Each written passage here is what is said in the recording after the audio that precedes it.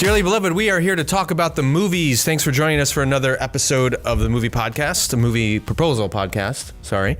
I'm Skye Jitani, and joining me is Josh Lindsay. Hey, everybody. And Jason Rugg. Hello. So it's been a little while. It's summer. We've been vacationing. We've been busy. We've been in and out, so we haven't been on top of things. But we are back with a new episode and a new movie we're going to talk about. But before we get into something new, we got to do something old. Josh? Something old. 1987. My all-time favorite comedy, Raising Arizona. Oh, yeah. Love this film. And I don't know if you remember. Why is it your all-time favorite comedy? That's a pretty... No, it is. That, Waiting for praise. Guffman, those are the two competing for number one spot. But Okay. Well, first of all, it's hilarious. But it is so original.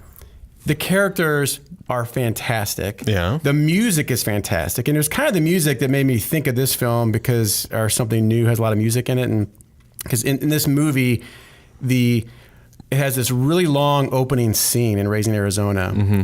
And then, it was like 10 minutes or something like that. And then the credits kick in for the opening credits, and this music kicks in with this guy, it's like some southern yodeling kind of guy, and it's the best music for a Joel and Ethan Coen film, and it's Nicolas Cage at his best. Yeah, and it was a very satisfying, laugh out loud film.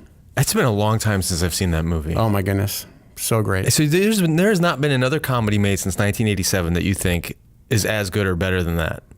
Agreed. Wow. Well, first of all, comedies are tough. They are tough to have a good comedy. Yeah. But I would put Waiting for Guffman up there, Dirty Rotten Scoundrels, and then maybe Tropic Thunder. Oh, that was... Yeah, well, and there's so many different kinds of comedies though. There's the slapstick, there's the Dumb and Dumber kind of ridiculous comedy. There's the rom-com kind of comedies. Yeah. So there's a lot of variety. No, easily Raising Arizona is up there. All right. Okay, well, I have you beat. Oh. Because 1987. So here's the backstory. This last week was 4th of July. On the 3rd of July, we had a big party at our house, and the fireworks were that night in Wheaton, so we were up super late. My youngest daughter was in the 4th of July parade on the morning of the 4th, so we were out all morning sitting in the heat for this parade. So we finally got home in the afternoon, and everyone was just exhausted. Sure. So everyone took a nap. I decided to take a nap but watch a movie, and I'm flipping through what's available on the streaming services, and I decided to watch a classic, like a true something old, like 1939. Ooh. That old. And it seemed appropriate on the 4th of July, but I watched Frank Capra's Mr. Smith Goes to Washington. Oh, wow. I've never seen it. You've never seen it? I've never seen it. So was that your first time? It was my first time. It's been referenced so many times, and I'm like, I've never actually That's sat down. 1939? 1939. Wait. It's Jimmy Stewart. Wow. And he's young. So, like I said, it's been referenced a bazillion times. It's black and white, duh. So Mr. Smith is essentially a Boy Scout leader who finds himself being appointed a senator. And he goes to Washington, and he's this doughy-eyed, patriotic idealist who goes to Washington, and he's just enamored with the history and the significance, and he knows all the sacred American documents by heart and everything. But he goes to Washington and suddenly finds himself up against the corrupt machine of Washington, and this other senator who he's always admired turns out to be the central bad guy in the whole thing. But so his idealism clashes with the reality of politics, the dirty reality of politics. And part of it was, it seemed really appropriate to watch it on the 4th of July. It seemed really appropriate to watch it at a time of such cynicism in our country around politics. Jimmy Stewart's great, but on one level, it made you think, gosh, 1939, there's nothing new under the sun. Like the same issues we were talking about today are what they were talking about. What was happening back then that you think prompted this film? Well, you think in 1939, you're talking a decade into the Great Depression. Okay. The Great Depression, in part, caused by corruption, right? It was the bosses who are making sure that the markets are unregulated. It's the height of the machine politics that is running a lot of the country from the industrial age. So there is that sense of, but it's always been there. I mean, it's baked into the system. You can go back. we were talking about Hamilton earlier. You go back and you read his biography, or you go to the musical now, and you see that even back then there were these kinds of factions and back scratching and all that going on. But here's the part that got me. The climax of the movie, I don't think I'm really ruining anything for anybody. It's not like a new release. Yeah. The climax of the movie is Jimmy Stewart basically filibustering on the floor of the Senate. This is like the classic scene they show. Right, where he's talking about, what America is supposed to be, and there's this other, and all the senators are listening to him, and he's been speaking for, 24 hours straight, and he's exhausted, and it's like the whole country's riveted by what he's doing.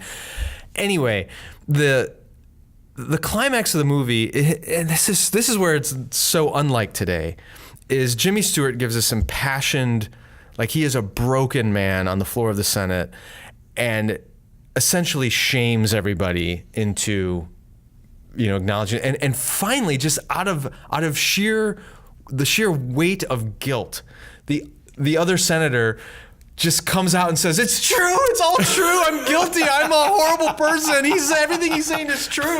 And he just like collapses, and then it's just the end. Like and the part that was so unbelievable was that is there anyone left who can actually be shamed in Washington? Like who just feels, and the best part is the thing that gets him is when Jimmy Stewart quotes scripture. It's essentially, hey, our job here is to love our neighbors. And that's what broke the guy? That's what breaks the guy. Is basically, we are called by God to love our neighbors, and we should be using our power to care for one another rather than just line our pockets. Has that ever happened? Has that ever happened? Like this, it isn't what does it say about politics, is what does it say about America circa 1939 that, a movie like that could make the climax just shaming somebody because they're not following the golden rule or that core biblical teaching. Whereas today, I think one of the hallmarks of Washington is that there literally is no shame. Like they cannot be shamed into doing the right thing. Yeah. In either party. I'm not trying to be partisan here, but it was, I don't know, it's a good movie. It's a classic. It needs to be watched by everybody just to have that in your vocabulary of cinema and American history. But was that nominated for anything? I'm sure it must have been, but I don't know if Jason looked it up. That's all right. Yeah, 19. Okay, so something else, something new. So we both saw a new movie this week. I saw actually multiple movies this week, but this one I'm really excited to talk about. So why don't you tell us what it is and a little bit about it? Okay, so this is Baby Driver, the film. Not to be confused with Baby Boss. Or Boss Baby, or whatever that was. Yeah, called. Did not see that one. Baby Driver, it is Edgar Wright's new film. He's known for Shaun of the Dead and Hot Fuzz, which I have not seen those. Have you guys seen those? I've seen Hot Fuzz. So good. So good. All right. Well, I want to see him now because of Baby Driver, but here it is. A talented young getaway driver relies on the beat of his personal soundtrack to be the best in the game. But after being coerced into working for a crime boss, he must face the music when a doomed heist threatens his life, love, and freedom. So the thing that intrigued me about this, I watch trailers all the time, almost daily, just always checking to see what's new out there. And this was one of the best trailers I'd ever seen. At the time, it was at 100% on Rotten Tomato. Right now, it's at 97%, which is very high. Yeah, and who are those 3%? That's what I want to know. Those morons. It stars Kevin Spacey, who I love. Jamie Foxx is great. John Hamm, and I don't know if Ansel Elgort. This is the main character. He's the main character. He plays Baby, and I'm not familiar with him. I think he's kind of new. But all right, I'll give my proposal, and then you want to give yours. All right, I propose that Baby Driver is the best summer popcorn flick of 2017. So far. I'll even go as far, I haven't seen, I'll even push the limit. I haven't seen movies like Spider-Man yet, but I'm still going to hold my ground on that because it is original. It is not part of a universe. I mean, I'm just going to go on a limb and say I will walk away from 2017 as saying this is the best one. Okay. Summer popcorn flick. Yeah. Right. I mean, a couple caveats before I give my proposal. First of all, I think it's rated R. It is. It is not for kids. No. It is violent. Yes. There is some language, definitely language. Yeah. There's no nudity or sexuality really in the movie, but it is violent. So it's not a popcorn flick like a Marvel Star movie. Wars. Right. But Okay, all that said, my proposal, and I'm kind of doing this on the fly, I propose that Baby Driver is an incredibly entertaining examination of the wages of sin. Oh, wow. So I'm going to get a little theological. And the reason I say that is to get, and obviously, we should just say it up front, like, that we don't care about spoilers. We're just spoilering everything. So if you listen to us, prepare to be spoiled. That's right. So the story is that this guy, Baby, is an orphan. His parents were killed in a car accident when he was little. And he's raised by a foster father kind of character. But he as a teenager, he starts stealing cars, basically doing some bad stuff. And he ends up stealing the car of some crime boss that had a bunch of merchandise in it. Kevin Spacey. And so he gets in deep trouble with this crime boss. And to redeem himself, the crime boss says, you need to help me as a getaway driver execute all these heists.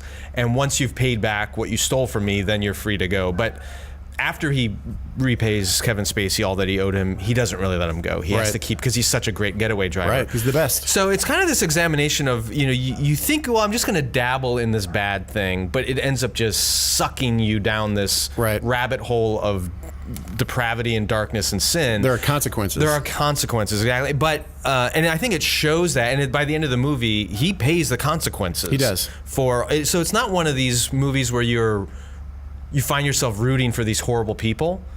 I mean, you do to a degree, but you find they actually face consequences for the bad things they do.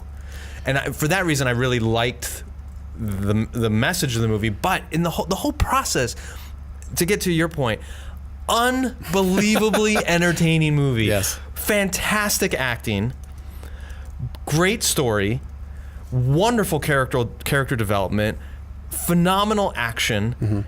And then the soundtrack, the way the music plays such a huge role. It was all choreographed to it. It was stunning. It was. The movie was fantastic. I thought it was interesting, and I assume this was when you saw it. Was Edgar Wright, did he open the film? Did he speak to that? I don't think so. When I saw it, Edgar Wright, before the movie started, was thanking the audience for being in the theaters. How did you get to what was that? I don't know. Some special. I saw it in Central Illinois. That's where you get the special Edgar Wright message. But he was saying, thank you for getting off the couch, coming into the theater, seeing the movie as it was designed to be seen on the giant screen with the best sound, all that kind of stuff, which is really true. I may have been out of the theater and missed that part. I don't know.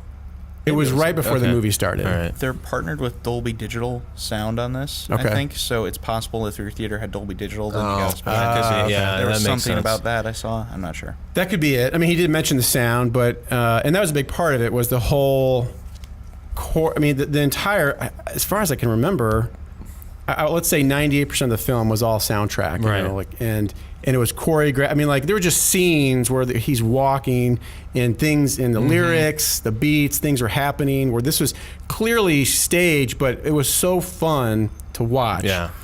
So I agree with you. One of the things I loved about it was just how original it was. Yes. I mean, the characters weren't necessarily new, but I was rooting for Baby. I mean, and you're right. He did pay for his crimes, but he was redeemed. Everyone got what they wanted or deserved in the end. Yeah. Which all that was very satisfying. You walked away cheering and feeling like, okay, no one got away with anything, and you had fun watching them do it. Yeah.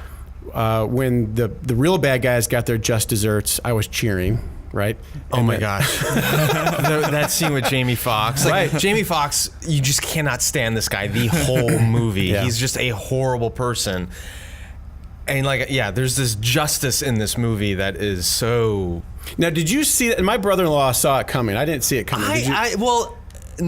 Not until 2 seconds before it happened. Oh, okay. And then I'm like, oh my goodness, is he really going to do that? And then he did it. Yeah. And you're just like, whoa, it was amazing. No, he said he saw it from the moment he parked the car. He knew what was going to happen to Jamie Foxx. But overall, it is kind of, I do, especially having wanted to make films and being a dad and the fact that this is rated R and you can't, I want to take my son to see this or my daughters. It is too bad they couldn't have made this, a little less violent. It didn't need the language, but it's just one of those films that I went into excited to see. It was a hot summer day. satisfied, excited. I mean, I'm toe tapping, I'm grabbing the edge of my seat, and then you leave feeling like, man, you're cheering this guy on, and you're ready to get on with your summer. So I don't think I felt this way about a crime heist movie since The Usual Suspects. Oh yeah, You remember that one? Good. Yeah. Oh. Or With Kevin Spacey. With Kevin Spacey, yeah. Not this movie doesn't have like a massive twist at the end like Usual Suspects did, but it had that same wonderful character development, the intrigue, the just brilliantly constructed story. I mean, they're very different movies, but I had that same like thoroughly entertained, great movie experience with a crime / heist kind of motif to the whole thing. I haven't seen a better one since. We have to mention the car chase scenes. Yeah. I mean, he is a driver, right? And that was a big part of it. And that was, I mean, there's a movie with Robert De Niro. It's in Europe, and they're bad guys. Ronin. Yeah. That has got some incredible car chase scenes in there. And I don't like go see movies for car chase scenes. Right. Like I've never seen any of the Fast and the Furious kind of stuff. But like that movie was known for the car chase scenes. This movie has got great car chase scenes. And because of the story, it just made it more enjoyable and more entertaining. And they were very realistic car chase scenes. Like it didn't seem CGI'd or special effects. Yeah, like you go back and watch The Matrix Reloaded. Was that the second Matrix movie? There's that big car chase scene in that. Oh, on the highway. On the highway, and it's just so over the top, right. like special effects and all that. And that's probably appropriate for that genre. But these felt very grounded and very real and gritty, and it was just I cannot wait to watch this movie again, like when on DVD or streaming or whatever, because it was so entertaining. So, and I'd agree with you as well. The fact that this is not a universe movie, it's not Star Wars, it's not Marvel, it's not one of these big franchises. It kind of redeems your faith that there are filmmakers out there and there are studios that will make these kinds of films that are one-off, well-constructed, brilliantly acted, thoroughly entertaining movies that seem rare these days. They shouldn't be, but they seem really rare. Well, that's a good transition, I think, for our Something Borrowed. Okay. So this is an article from Uprocks. This came out July 6th of this year. The title is "The Success of Baby Driver Suggests Audiences Are Hungry for Original Ideas." So this year alone, 2017, there are 40 sequels, remakes, or reboots coming out in theaters. Right, because 40 of them. And most of them will be garbage. Yes, there are a handful of exceptions, but a lot of them have been big disappointments. But here, I'll just read it briefly from this. The number is surprising for several reasons, including the fact, they're talking about the numbers that Baby Driver has made. Like it was made for I don't remember what it was made for, $34 million. But in its opening weekend, it made more than that, which it wasn't expected to go over $20 million. So it was a surprise hit in terms of box office. But it pushed out Transformers, which is what, number 5 or number 6? But that movie was made for China. I mean, it's going to make its big money overseas. True, but it was expected to do better than it did, even in the United States. Okay. And so that's what prompted this. And so it says, according to Hollywood's current conventional wisdom, that should not have happened. And then they go on to say Hollywood needs to take more chances on original ideas, or it may find out that even the most patient audience won't put up with sequels forever. And so I listed out some of the movies. I looked up some movies that were low budget original films that killed it in the box office. And did either one of you see Get Out? No, but I want to. I've heard it's... I can't sit down and watch horror films. I have a trouble with that too, but I've heard this one's really unique. Yes, it is. And I've read so much about it that I finally just sat down and I read the plot, so I know exactly why, and I'm satisfied. I'm like, okay, I'm good for them. Sounds very interesting. I'd love to hear your take on it. But it was made for $5 million, and it made $175 million total box office. Pretty good return. Right. But here's some other classics. Little Miss Sunshine was made for $8 million. It made $100 million in the box office. Lost in Translation was made for $4 million. It earned $120 million.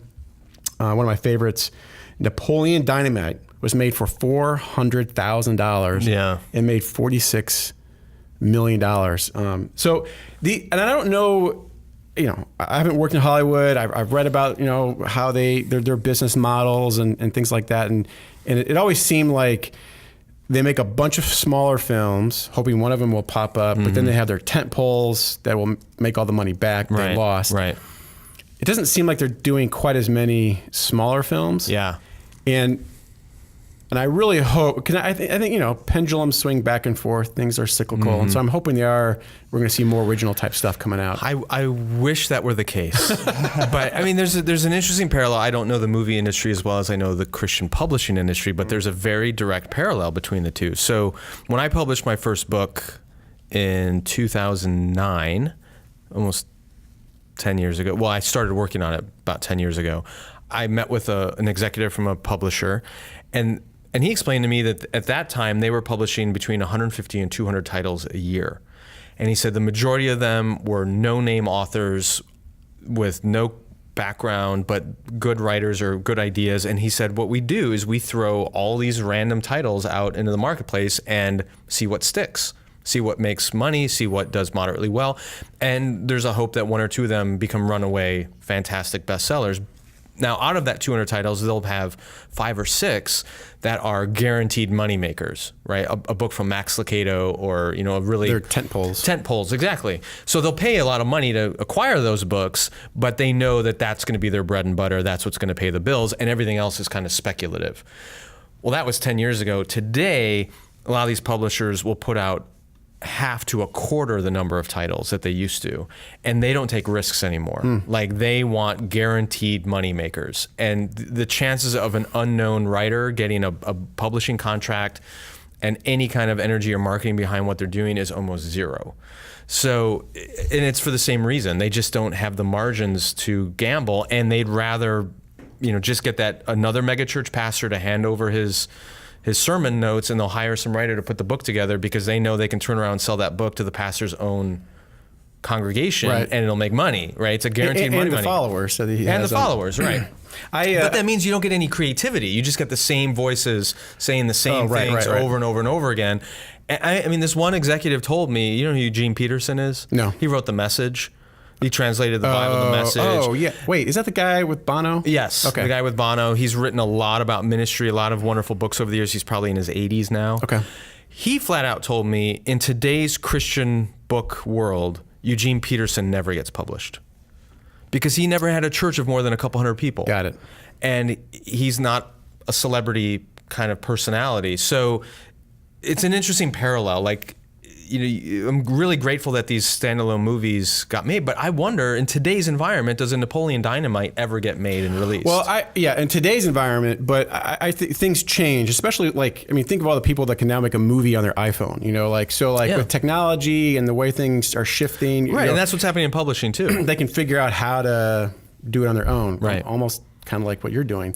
I have a friend, he's a pastor, smaller church, wrote a book. I read the first chapter, loved it.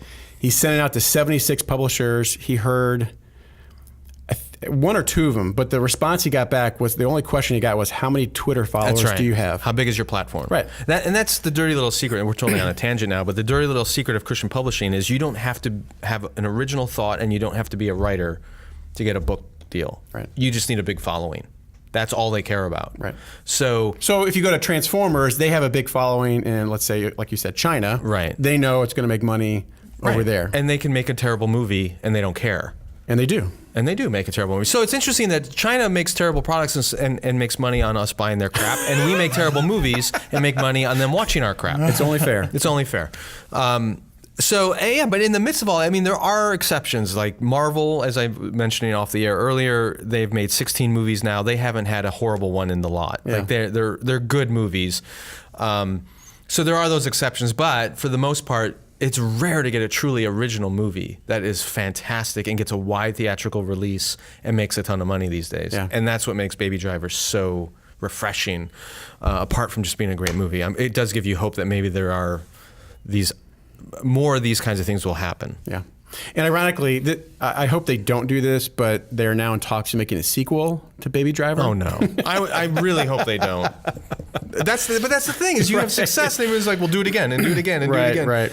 Don't do it Once again. was enough. Just give Edgar Wright another check to come up with another great original movie and let him go make it. And you know what's interesting? He was involved in Ant-Man for 8 years, and then he left for, quote, creative differences, and then made this. Yeah. Which, I loved Ant-Man. I have no idea what his vision was, right. But I'm so glad he made Baby Driver instead. Well, you wonder what he would have done with an Ant-Man, or what was the creative differences. Edgar Wright really likes Michael Douglas, and originally he wanted him to play Doc in Baby Driver, but he was the reason that he ended up being cast in Ant-Man as is it Hank Pym? Yeah. Yeah. So he was casted there, and then he was busy doing that when they were making Baby Driver. One of the things I heard about the possible disagreements with Marvel and Ant-Man was one of the things that Marvel does in all their movies is they force these filmmakers to incorporate certain things that are going to relate to the larger Marvel universe. And there was some disagreement with Edgar Wright about he didn't want to have to be forced to do certain things in the movie to fit it into the bigger universe. But I don't know if that was it or if there was more specific problems. We'll never know. Never know. Okay. We did something old, something new, something borrowed, finally something blue. Josh, what has blown your mind or has blown chunks that you have seen? I've really been trying to find something to blow chunks. I haven't found anything lately. That's a good problem. Yeah, that's a good problem to have. Okay, so you had the Great British Baking Show. Yeah. All right. So it's not a movie, so I thought, all right, I'm going to go with this because, first of all, my kids started watching that, and I started watching it with them. Yeah. Like, yeah, this is very cathartic. It's How not... far in are you?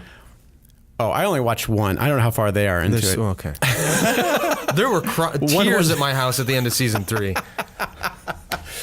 The thing I appreciate about that was it was very non-American, where it wasn't over dramatized and blah blah blah. But anyway, it reminded me of our favorite show on Netflix for the whole family, which is I'll Have What Phil's Having. I'll Have What Phil's Having. Yes. I've never heard of it. Oh man, you have to check this out.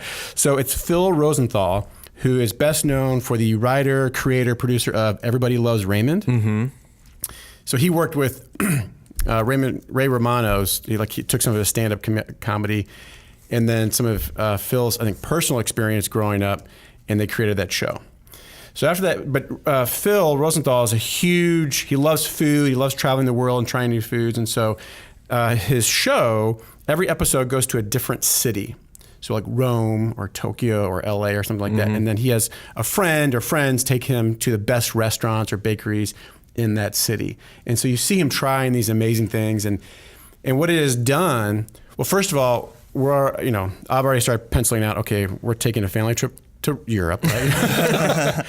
But even just living in Chicagoland area, there's so many great restaurants. And so it really, I don't know how it is with your kids, but having our kids try new foods can sometimes be daunting. Okay. But watching this show, all the kids, all three of them are just engaged and like, wow, that looks good. And he has a message, a theme, like you need to get out, go out and try new things, meet new people, explore new places. I mean, it's a big world and there's all different kinds of people in there. And it really, you do leave that feeling like, man, I want to get out and do stuff and try new things. It sounds like Anthony Bourdain's show a little bit. If you've seen his stuff, he did No Reservations, and then he's got another one on CNN now. But it's a travel food show. Okay. And a lot of times those shows so depend on the personality of the host. Oh yeah. So what does he bring to it? Well, he's very funny. I mean, the very opening bit is he talked about. I mean, if you're familiar with Everybody Loves Raymond, I think he has that relationship with his parents because his parents are part of the show. Oh, interesting. He always Skypes his mom and dad, and they're usually in their pajamas and they're talking to him, overseas, and it's very funny. But he said, like growing up, when his mom would cook meat, it was like a form of punishment, and he just showed pictures of him as a young man and the food they would eat, and it was just a horrible eating experience as a kid.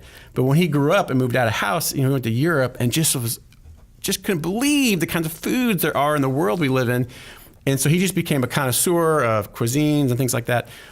And so, so one of the best parts you always look forward to is him Skyping his parents and just him making fun of his parents or them just their banter. So they kind of represent the antithesis of what he is. Oh, yes. They're at home. They don't leave. They're food desert kind of people who just don't care. They'll eat garbage and okay. Yeah. And his brother is one of the producers or cameramans on the show. He comes up every now and then. There's a lot of family. Yeah. But also the food.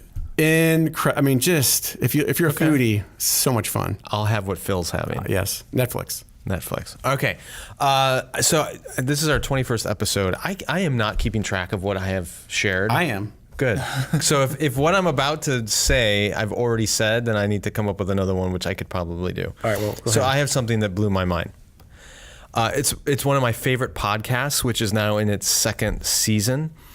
It's Revisionist History by Malcolm Gladwell. Yeah, I don't think you've done that one. Okay, so Malcolm Gladwell, for those who don't know, is a journalist and a writer. He's written some best-selling books like Tipping Point and David and Goliath. Did you do Outliers? He did Outliers, yeah. So I actually met him and had a meal with him once years ago, and I didn't appreciate it because I didn't know his stuff as well as I do now.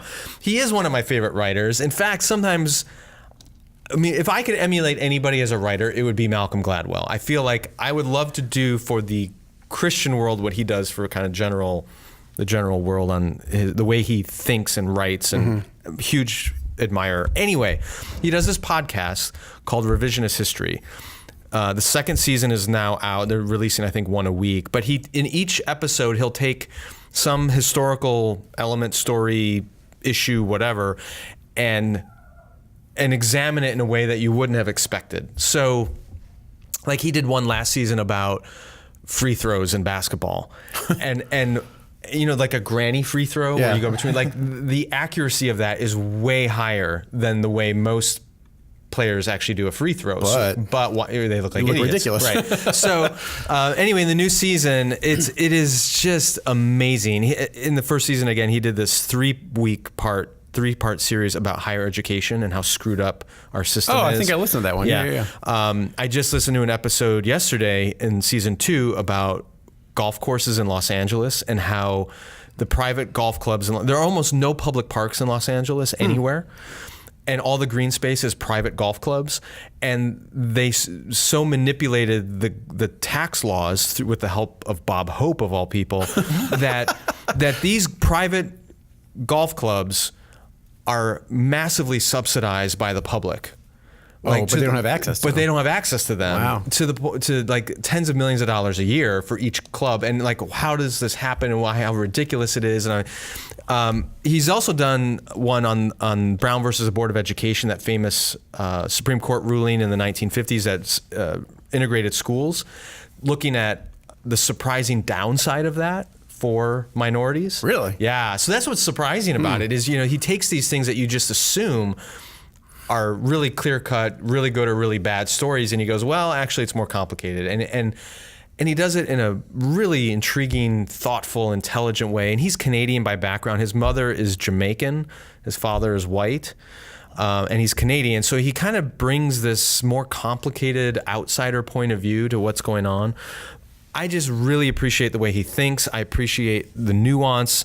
It's entertaining for those who love to learn history, politics, whatever's going on. It is one of my absolute favorite podcasts, Revisionist History. You will love it. It's well worth the time to just go episode by episode and have your mind blown over and over and over again. I listened to Outliers, which was fantastic, and I'll have to jump back into that podcast. Sounds good. It's a great listen. You got to get it.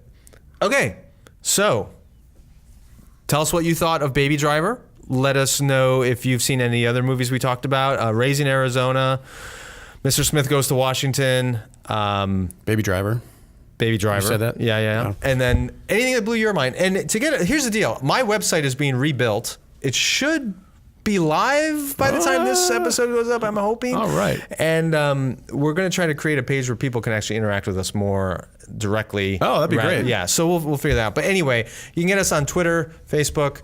Don't forget about my new book, What's Wrong with Religion? 9 Things No One Told You About Faith. We are seeing that go pretty well, but definitely need your help. I'm bypassing the Christian publishing industry on this one. My 10-year-old nephew, or maybe he's 11, was reading that book. There you go. Yeah. See, all ages. All ages. I read it. Totally It's accessible. fantastic. So help us out and get a copy. You can get that at what'swrongwithreligion.com or at Amazon. Josh, anything you need to plug?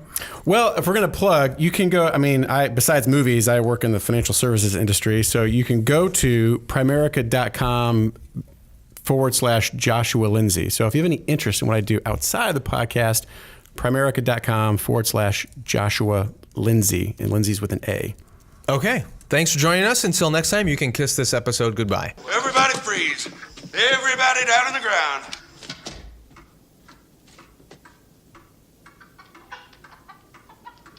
Well, which is it, young feller? You want I should freeze or get down on the ground? Mean to say, if I freeze, I can't rightly drop. And if I drop, I'm going to be in motion. You see? Shut up! Okay, then.